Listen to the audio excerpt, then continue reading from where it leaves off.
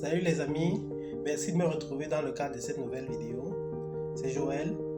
La dernière fois, nous avons parlé du développement personnel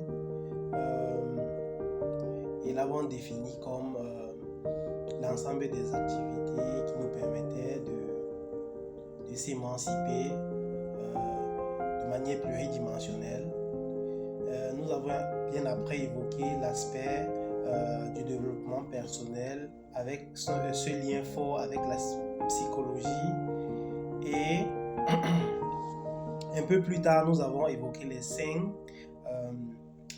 conseils pour se développer sur le plan personnel, notamment le dernier à savoir s'entourer et maîtriser ses pulsions.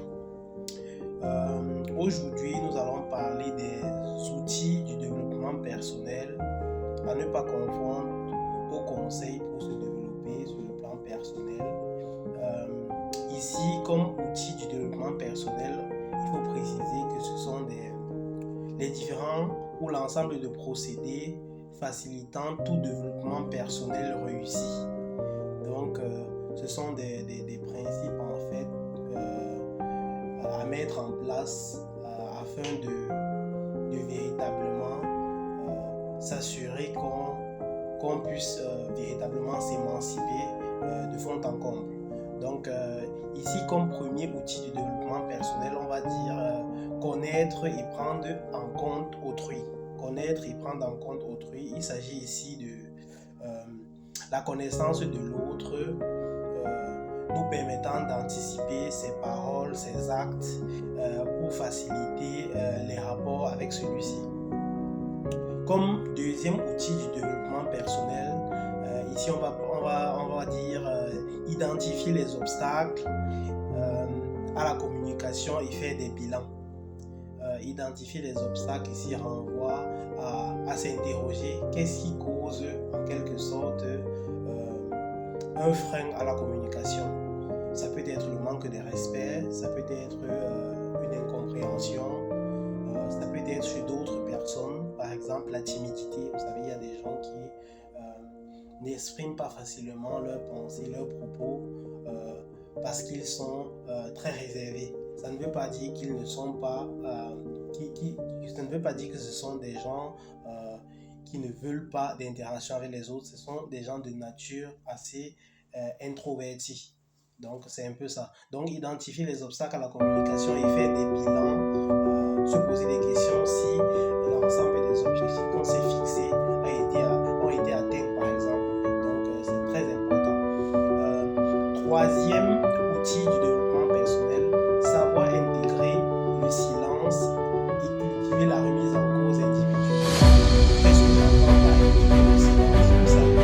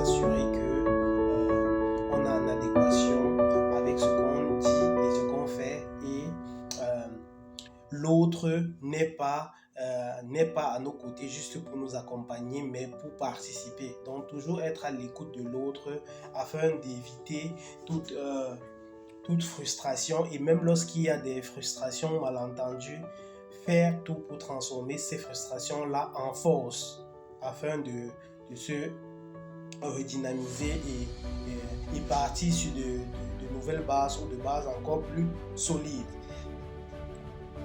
Comme dernier outil du développement personnel que j'ai pu répertorier ici, je dirais adopter une attitude responsable et positive. Vous savez, lorsqu'on a pour objectif de s'émanciper, lorsqu'on a pour objectif de se démarquer de la norme des autres, que ce soit en tant que travailleur, que ce soit en tant que chef d'entreprise, que ce soit en tant qu'entrepreneur, on doit, que ce soit en tant que simple individu, personne humaine, on devrait faire tout pour être catégorisé ou catégorisable en tant que personne responsable, en tant que personne positive, en tant que personne polie, en tant que personne bien éduquée.